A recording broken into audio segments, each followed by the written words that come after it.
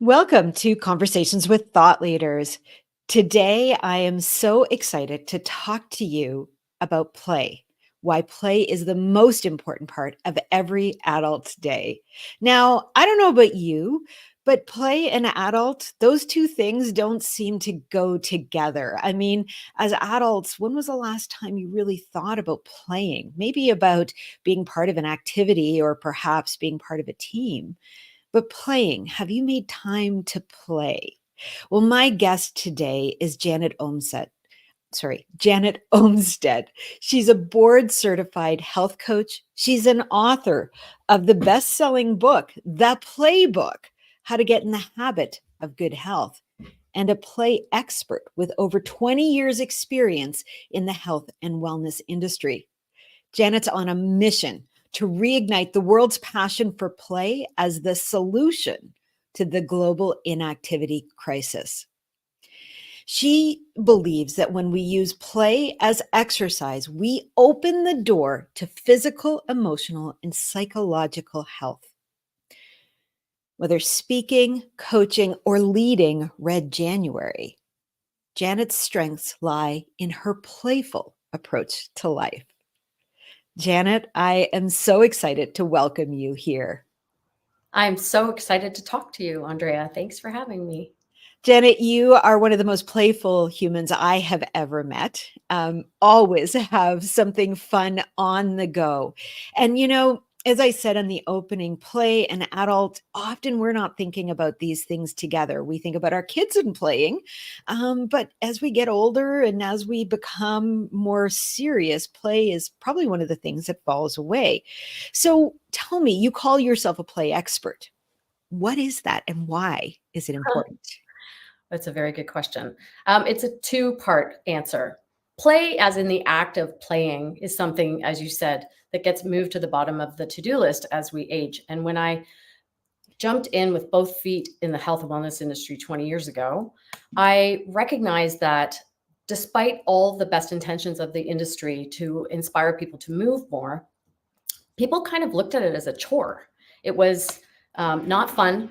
It was painful sometimes, or it was not inspiring enough to actually keep people consistently moving, which is Mhm. ultimately what we want to do. And as a behavior change health coach, that's how I help people find the um, lowest common denominator entry point for moving their body. Because when you play more or when you move more, you feel better. When you feel better, you eat better. When you eat better, you sleep better, right? All the things that are a positive preventative way to better health.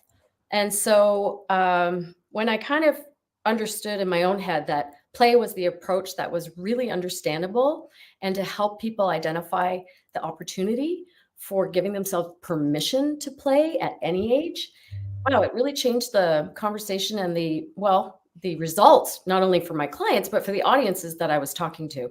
So play as in moving your body for health, and ultimately play, which I write about in my book, is please look after yourself. I love that. I love your book so much because you are the master of these little acronyms that help us to really see things differently. I know you have one for fun as well, right? Yes, I do. Yeah. Um, I have to remember it now.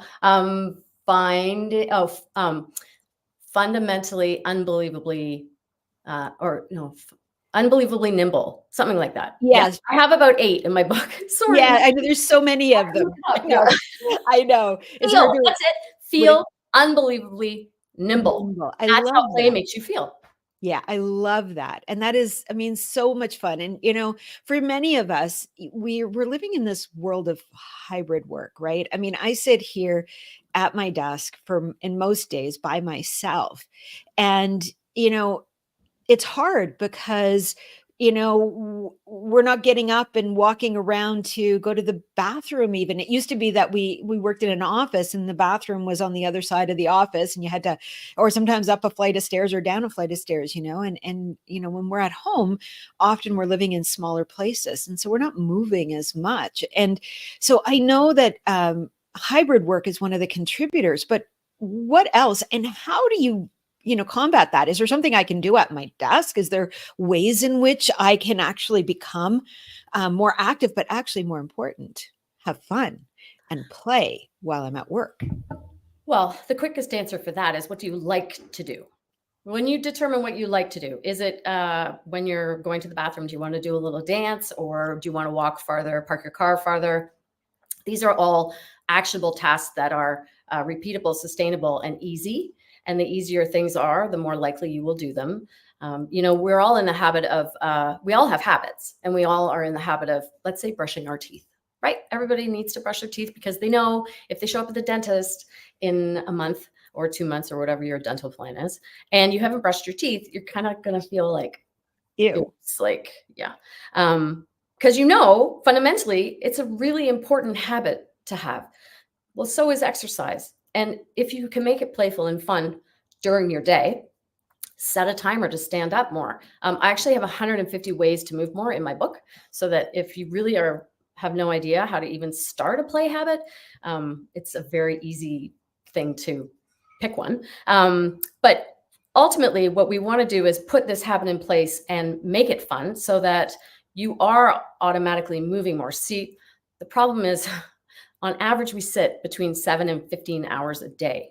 And if, as a behavior change coach, what a lot of the fundamentals are is about awareness. So maybe keep track this week, for example, or next week, or on the weekend, or today, of how much you actually get up and move, or if you've scheduled a class, or how much are you really moving.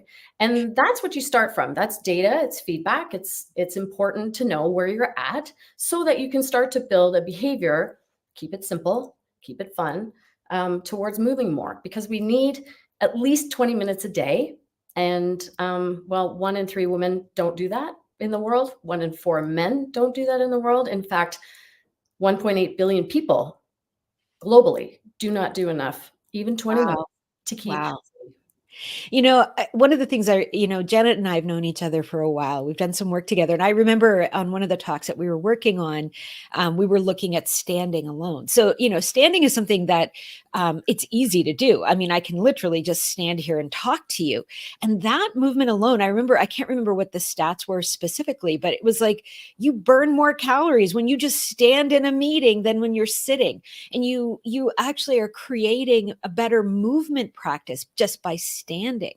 And I mean, that was a real eye opener for me. I mean, we often hear, people getting standing desks because often sitting is painful for long periods of time. And so, to avoid the pain, you stand. But actually, there's even more reasons to stand. I mean, and that's as simple as that, right? Movement is not necessarily going and doing, 20 push-ups or, walking for 2 hours. It could be as simple as just standing in your next meeting.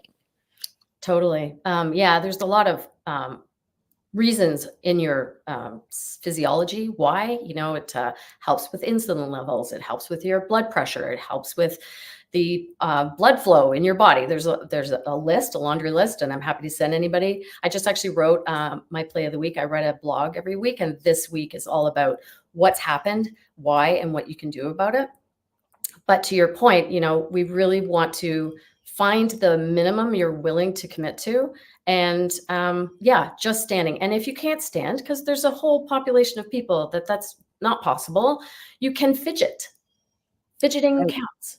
Like moving your arms, put a song on and chair dance or whatever you're going to do, but make it intentional, because and time yourself. And I also read about this. What is the bare minimum amount you're going to commit to? Say you don't have a practice of moving to get to 20 minutes a day. So could you do 30 seconds, 300 times? Could you do 10 minutes twice? Could you do 5 minutes 4 times? Break it up. It doesn't all have to be done at once. And that's what the power of play is. A kid doesn't go out and go, okay, I'm setting my Fitbit and I'm going to go out there and I'm going to do an hour run, Mom. It's like, Yeah. no, they get up and they They go play. and they go Play play. and do whatever they're going to do. They go ride their bike, or they go, they go play a game, and play is just a natural form of movement. And I think, something else that I thought was really important in your book, and you talk about the need for movement, but more important about building muscle. And muscle is one of those things that is, again, I think as women, as we age, we tend to think, well, I don't want to be a bodybuilder. So, other than muscle to get me up and down the stairs, do I really need to have muscle? And I learned a lot from you on that. Can you tell me a little bit more about why muscle is important as we age? Well, we lose quite a significant amount of muscle each year after the age of 30. I don't have the stat in front of me, but it is a fundamental truth. And we need to keep practicing the movement patterns that are going to continue to keep us independent and strong. So there's fundamental movement patterns that we've talked about before, Andrea, but they are squatting, getting up and down off a chair or off a toilet or in and out of a car, pushing things, pulling things, and rotating. And these need to be practiced, and you can make it fun and you can make it intentional. Do it 3 times a week. We're not talking about bodybuilding and running a marathon and working to failure. We're talking about practicing the movements that are going to keep you independent and mobile, because who doesn't want independence and mobility as we age? And if it hurts, don't push, get help, get aligned until you are able to do those things and build a progressive, in the industry it's progressive overload, but build up those movement patterns, and then you can start being, do variety of the certain movement patterns. But that's also in my book. Yeah. Yeah. And, I've been listening to, I don't know if you are familiar with Dr. Mindy Pels. She does a lot of writing on women as they age and menopause, and what we eat. And I think play and how we fuel our body, these two things go together. And I know that one of the things she talks about, and I know it's what you talk about as well, is the fact that muscle is the fuel for our body in terms of like managing our metabolism and managing the hormones, and being able to, without muscle in our body, it becomes more and more difficult for us to metabolize, to manage the hormonal load that is either present or not present as we get older. And so these are things that are incredibly important in terms of moving our body, and therefore, especially in a sedentary world, finding the things that we like doing. So, when we think about exercise, it's a pretty loaded word for Yeah. so many people. It has a lot of negative connotations. It does. Like I think about my own history and my own experience of exercise, and it's always been painful, Right. and something that I had to do, not something that I wanted to do. Or get And to. so, or get to do. And I think, when I listen to you, and I know that you've got a play shop coming up, that, what is it that one can do, or what is it, how does play become exercise? And what does one do? Give us an idea of that, and tell us a little bit about your play shop.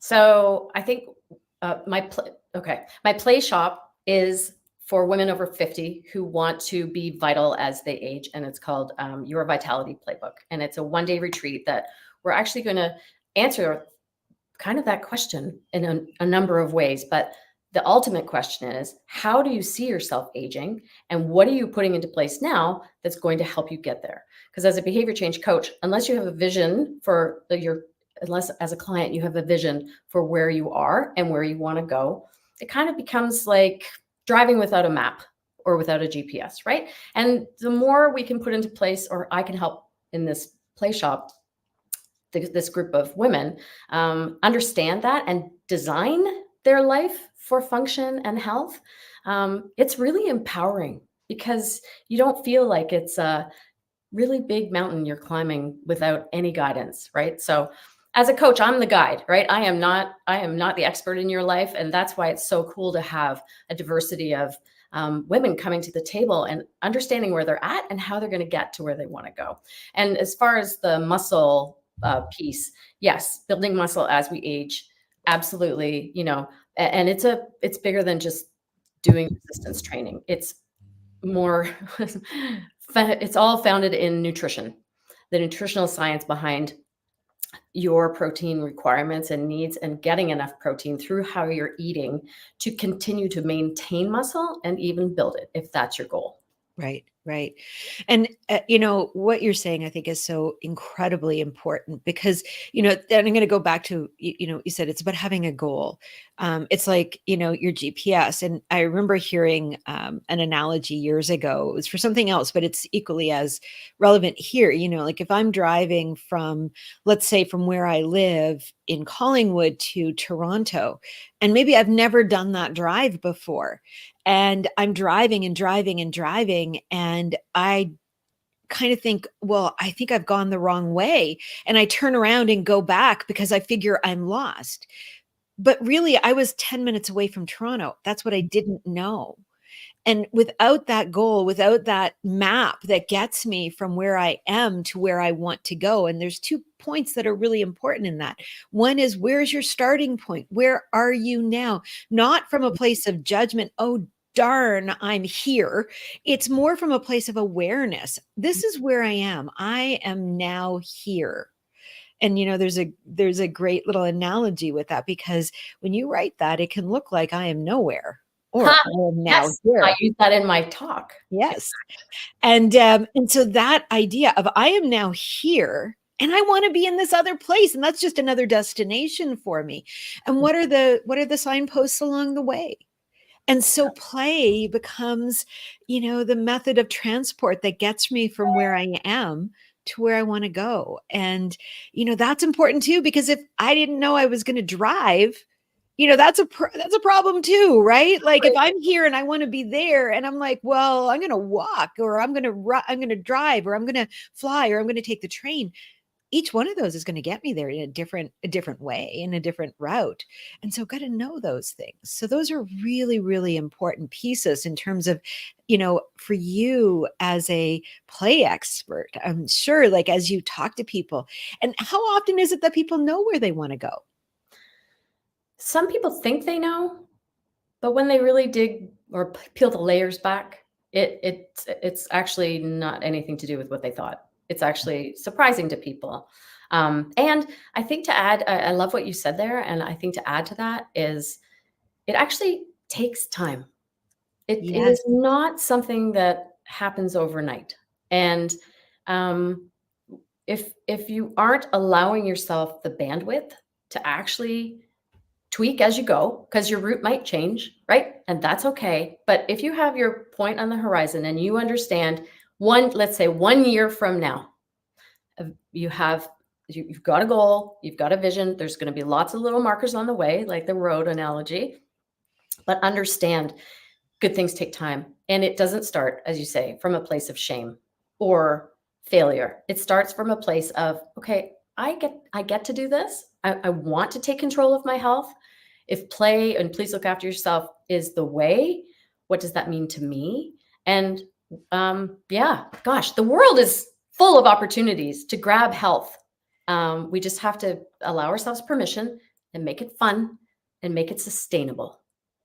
Now, on that, the Yeah. world is full of opportunities. I know that last year you brought an opportunity to us as Canadians here, and that you're bringing as an opportunity again this year, called Red January. Tell us a little bit more about that and how we can all get involved in Red January. Yeah, Red January is an incredible movement that was developed in the UK by an amazing human named Hannah Beecham. And I followed her journey for quite a while and didn't quite understand how it didn't exist in Canada. So I approached her. Red January, red means rise every day. And it fits behavior change perfectly, especially in January, which is, you know, a really hard month for people. It's cold, it's dark, Christmas is over. It's like wah wah. And it's that, what's the most depressing day of the year in the middle of the month? Like, Blue, yeah. I want to flip that on its head. I want to flip exercise on its head. Why? Who says January has to be hard and boring and cold?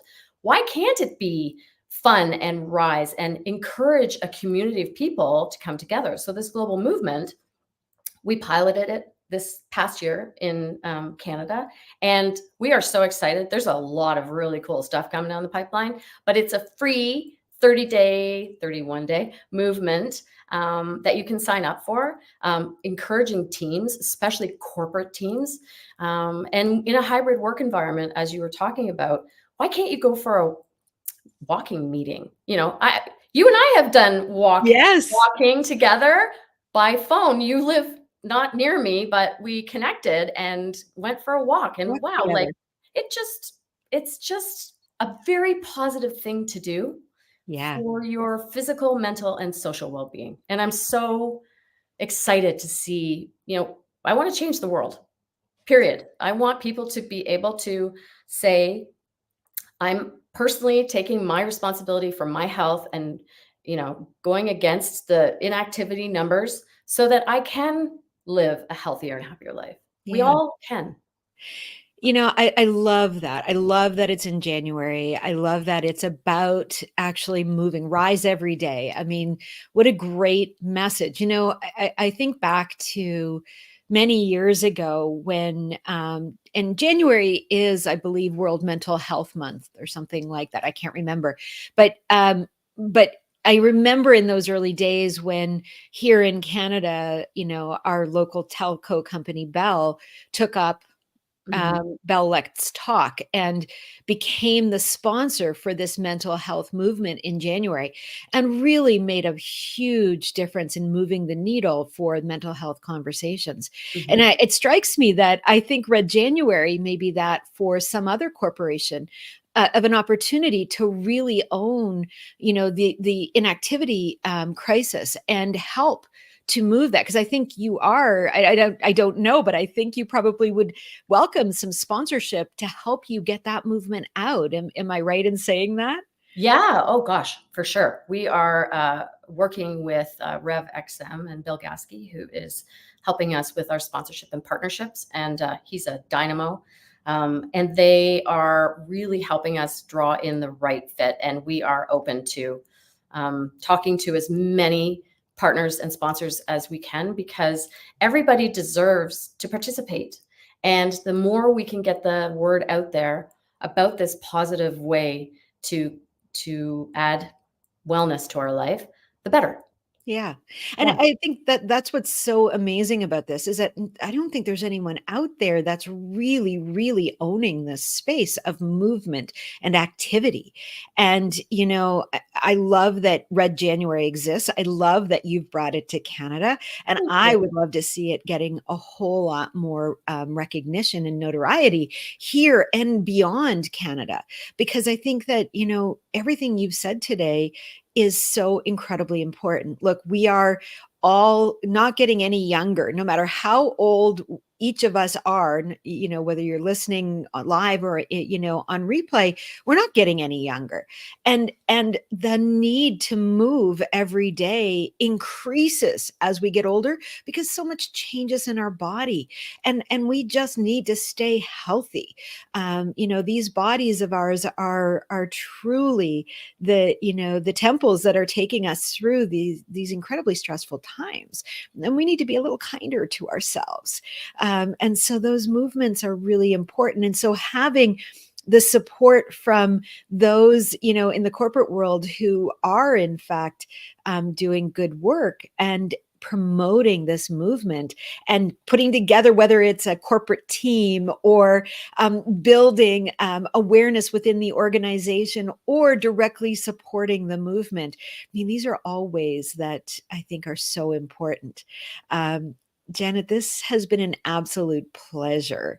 We've got about 5 minutes left. What else can we offer to our listeners here? What else would you like for people to remember when they think about play as exercise, and what should they take away from today? It's never too late to start.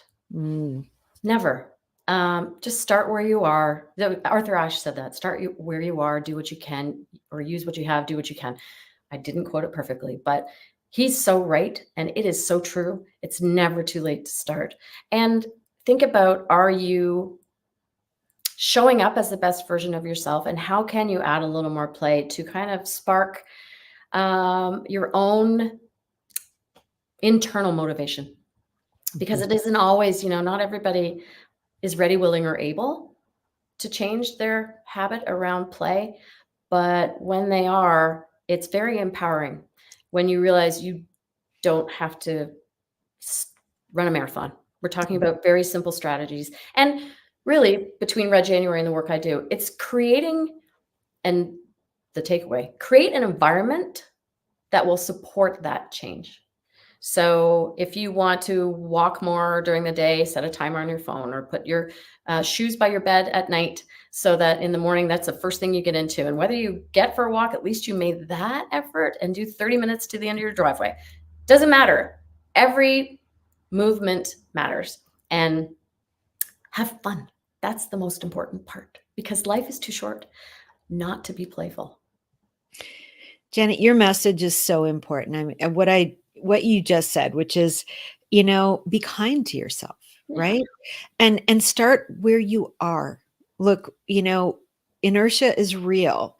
And so if you are today sedentary, that's okay. Yeah. Right? Take the small steps, the baby steps. Put the shoes by your bed. You start it. The next day, if you don't go, that's okay. You did one step. The next day, maybe you put the shoes on and maybe you just sit on your couch. It's every day you're taking a step forward. And I think this is what I love about the way you approach your work. It's not from a place of judgment or shame. It's from a place of awareness. This is where you are. And from that place, what can you do? What's the next step you can get to? You're not going to go from I don't move in an entire week to I'm going to be moving 20 minutes a day. No. It doesn't happen that way. No. But what does happen is you can take those little incremental steps, and maybe you'll find yourself moving 1 minute a day. And then maybe the next week it's 2 minutes a day. And then maybe it gets a little easier. And I think that's what's most important. It's not how much or whether you do it, it's whether you're taking the actions to get there. And that's what I hear from you. And that's for you, I think, what you mean by play. Play with play within your own environment, whatever that is. Mm-hmm.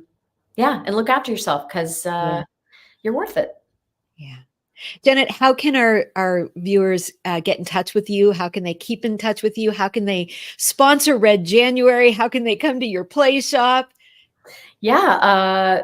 Send me an email to info@janetomstead.com. I'd be happy to talk to potential sponsors and partners and my Vitality Play Shop. I have one spot, but I would gladly take 2 or 3 more if you'd like to participate. It's next Friday. And if you're watching the replay, this is on Friday, October 4th in Toronto. And yeah, my book is accessible. All my information also is on my website at janetomstead.com. Yeah, that's my book. And I know that Janet has a different colored one because she's re-released it. I've got an earlier one. And there's the Red January merch. Red January. And yeah, this is the newer version of my playbook. This just has the data and argument for we always needed play. And if anything that the pandemic taught us is we need it more than ever. Mm-hmm. Janet, thank you for all you're doing in the world. You are supporting so many to live their best life and to live their longest life, because play is part of it. You are an absolute inspiration. Thank you so much. Thank you for having me. It was great to talk to you. Have an awesome, playful weekend. Yeah. And thank you to everybody who tuned in today and who's watching on replay. We are so happy to have you here with us. And watch in 2 weeks, I will be interviewing Mark Patterson from Magnet, and we're going to be talking about the future of work. So I look forward to seeing you then. And Janet, again, thank you so much. Thanks.